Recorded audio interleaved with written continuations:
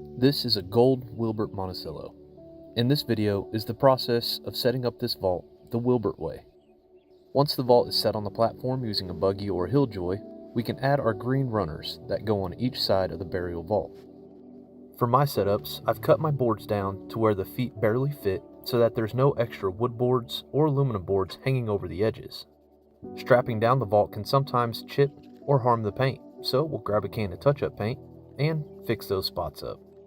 I soon realized that I grabbed the wrong can of paint, and it's the reflective gold paint rather than the paint that matches the vault, so I'll have to fix that here in a minute. The first step in swinging a burial vault is to set your feet on each end with the one-man bar facing back away from the family. We reel the cables 8 times on one end, on both sets of reels, and go to the other side and reel them 8 times on the other end, using your thumb as a guide to make sure there's no slack in the cables on the reels. We can then turn our hands back and forth and reel the cables 8 times. If there are too much slack left in between each round of the reel, the vault will lift unevenly. The more you complete this task, the easier it gets to reel the cables.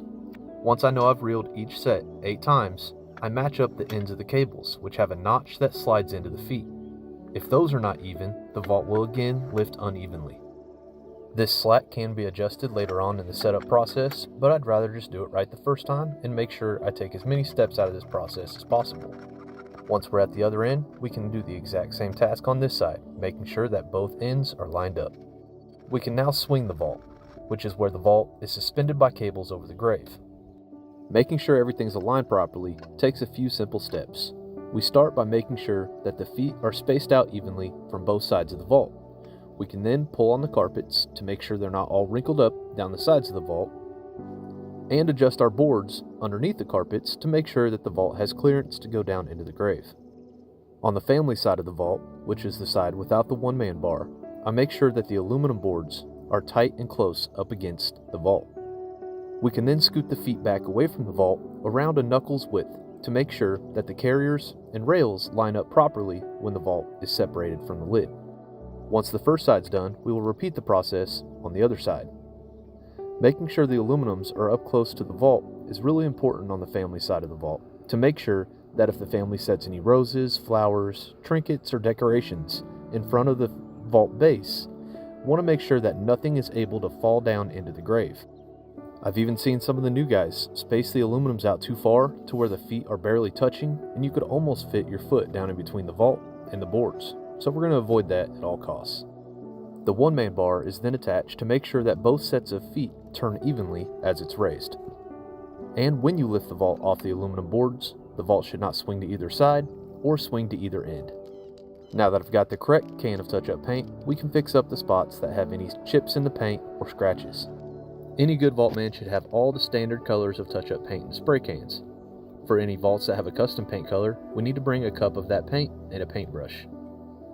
Once all the touch-up paint is done, we can move on to setting our rails and our lid carriers. This equipment is what separates the lid from the base and allows us to push the lid back away from the family. The rails attach to the feet so that they don't flip backwards, and the carriers work like a clamp around both sides of the lid. We hand tighten the carriers down, making sure the bottom of the carriers don't catch the corner supports underneath the lid, and then we crank the center bar down until it's snug. I prefer to tighten mine a little bit more than most guys. When the lid is pushed back, I don't want the carriers to lean down in towards the lid. It makes it look like the lid isn't stable. And as always, clean as you go so you're not left with a lot of cleaning to do when the setup is done. Once the first side is on, we can attach the second side, hooking the rail onto the feet and attaching the carrier onto the lid. On my lid carriers, there's a ring that always faces away from the family. This ring is for our ovation setup, and the rings are where the winch attaches, so I always put them to the back just to make sure that when I do get an ovation set up, I don't set them on backwards. That would just cause me to undo them and repeat that step in the correct manner. Now that I've got the lid carrier and the lid rails on, I need to double check and make sure that my lid rails are at the same angle, which is why I leave the aluminum boards underneath the vault while I put the carriers and rails on. If I needed to, I can adjust the height of the rails by setting the vault back down and sliding shims underneath the boards on either side of the vault. The carriers have a very slight bend right where the back of the vault meets the feet.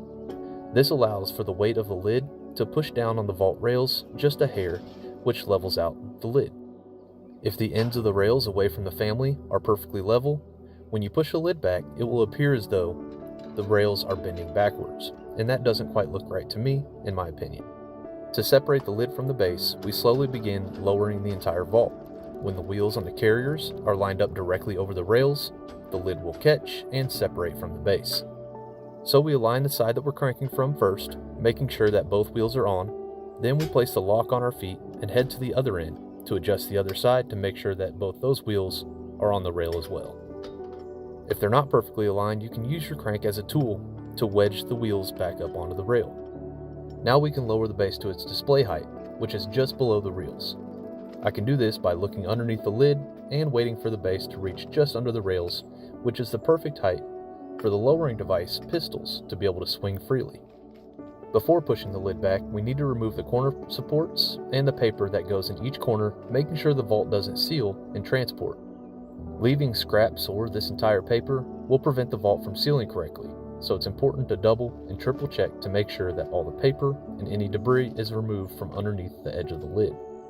I've been involved in situations where things were left in a casket and the vault had to be removed and opened back up, or vice versa where something was supposed to be taken out of a casket and wasn't. In those situations, what normally happens is the liner fails before the seal will, breaking the liner on the interior of the vault, resulting in us having to replace either the lid or the base. Once this vault is closed and sealed, it will not separate without breaking some aspect of the burial vault. We can now push the lid back to the end of the rails. My rails have stoppers on the end that prevent the lid from sliding off. If your rails do not have that, I would suggest just pushing the vault back until you have room to fit the lowering device. During the manufacturing process, sometimes bits of concrete and the fluid from pouring can get on the liner, so we're just going to get that cleaned up before we proceed with the lowering device. Now in my videos, I've been calling this the master casket lowering device, and that has been incorrect the entire time. This is actually Frigid's Imperial lowering device. I prefer this lowering device over any of their other options just because of the fact that it doesn't have detachable rollers. The detachable rollers can sometimes become dislodged and the casket can fall into the bottom of the vault on one end, and that is my worst nightmare and most likely a family's as well. This device functions by allowing the pallbearers to not have to straddle both sides of the burial vault. They can simply set the casket on that first elevated black roller that you see at the end of the device.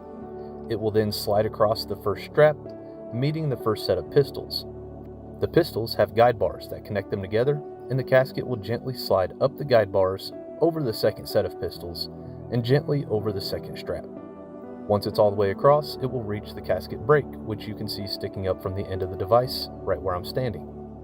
The blue straps that you see is what lowers the casket to the bottom of the burial vault, and every vault has two raised ridges in between each set of straps. These two ridges elevate the casket off the bottom of the vault, allowing us to shimmy the straps out of each end of the casket. We can now straighten out our straps and put tension on the device. I place plenty of tension on my device to make sure that when the casket goes across the first set of pistols and onto the guide bars, that it doesn't push down on the pistols, preventing the casket from clearing the second blue strap. Once the straps are tightened down and I'm happy with the way the lowering device looks, I can add the safety bars. And the safety bars are used once the casket is placed on the device. I can then lower the casket down onto these bars to make sure it doesn't roll towards either end while the service takes place. When it's time to lower the casket, we simply raise it up off the safety bars, remove them from each end of the casket, and lower the casket to the bottom of the vault. This device is perfect for making sure that the casket goes into the vault safely. It eliminates the risk of human error when it comes to lowering a casket into a vault by hand, and it keeps people out of danger. I would never want to have a family member have to step over one of the lid rails to place the casket over the vault. I've seen plenty of viral videos where the casket drops rapidly to the bottom of the vault or the bottom of the grave. Keeping up with this equipment is our highest priority, making sure that all the gearing is functioning correctly. Past 8 years, knock on wood, I've never had a casket fall in any way, shape, or form. The only issue I've ever had is that the funeral director came up and undid my lock once the casket was across before I could get to it.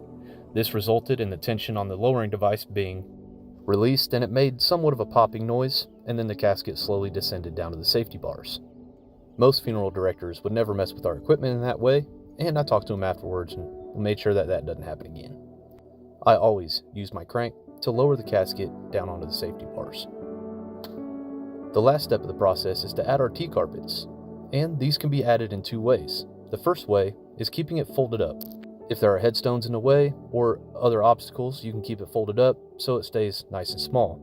But if you fold your carpets back on your runners, this way will not work. The purpose of T-carpets is to cover up our equipment, like our boards, our planks, and our reels. So if they're all showing, it's kind of pointless to use them. So fully unfolded, the bottom part of the T goes over the reels in a level fashion, and then the outside flaps are placed to where it covers up all of our wood boards and planks. This is probably the number one reason why I cut down my longboards, to make sure that the T-carpets would fit flush and there's nothing hidden for anyone to trip over. Fall hazards are probably the number one thing we watch out for, which is also why I use stakes to stake my carpets down to make sure that they don't get lifted up by someone's feet and tangled up between their legs. It only takes one elderly person to almost fall one time before you start finding tips and tricks to make sure that people can't fall. The same deal goes on this end. This end, I folded my runner carpets back, so we need to leave this T-carpet completely unfolded. I've gotten the same question a lot when it comes to lowering the vault and lowering the casket. A lot of people assume that using a power drill or some type of motor to be able to lower the casket and vault. In my opinion, these patents have been around for over 100 years. There's nothing wrong with lowering a casket by hand using the crank and sealing the vault using the crank as well. Adding something like an impact drill or a power drill to raise and lower the vault itself is just an opportunity for more errors to occur. It only takes about 15 seconds to raise the base into the lid, and it takes almost no effort to lower it by hand as well. When using a power drill, a lot of times it wants to chew up the battery very quickly because they're not designed to slowly let something that's very heavy descend. I've known vaultmen who use power drills to get the cables out from under the vault after the service, but that's just another tool for me to take care of, keep charged, and maintain. So I'll continue doing it the old-fashioned way. The last step to swinging a burial vault is to add the nameplate, emblem, and trademark. The trademark is just there to let the family know that the vault that they picked out in the funeral home is what they received in the cemetery. There are many different emblems that a family can choose, varying from crosses, crucifixes, palm leaves, roses, flowers, all the branches of the military, different organizations like the Masons. If there's something that we don't have, we can have it printed on a sheet of stainless steel and it will go where the emblem normally goes. Anything from sports teams, fishing, hunting, any passion or hobby you can think of, we can have printed out and used as the emblem. The nameplates come in 3 different colors, and for custom paint jobs, we repaint these nameplates to color match with the burial vault. When putting on any of this equipment, I normally set them just to the inside of the hooks that you see on the sides of the lid that we use to move the lid around in the shop. I set them in their position in general, and then take a step back and make sure that everything is straight and square. When we pour the vaults in the shop, the lids don't quite need the entire seal that comes from the factory. It leaves about 4 inches of excess, and we keep those in our trucks to use as the adhesive that holds on the nameplate and the emblem and the trademark. For vaults like the Wilbert Continental, this is a time when we'll be adding the decorative handles to the sides of the lid. At this point in the setup process, if I'm not setting a tent, I will go ahead and go over all of my equipment, making sure that everything is wiped down and shined. I'll finish up the final tasks like sweeping off carpets, adding our tissues on the chair covers, and just looking over anything to see if there's anything I can't fix. And this is what a Wilbert Monticello looks like swung and ready to go for when the family arrives in procession. If you're a vaultman out there and you have any questions, please feel free to leave a comment and I'll try to make a video explaining anything that has to do with this side of the job. My page is simply for education and to show families the work that goes in behind the scenes of the burial vault industry. It's an honor and a privilege to set these services up for all the families we serve.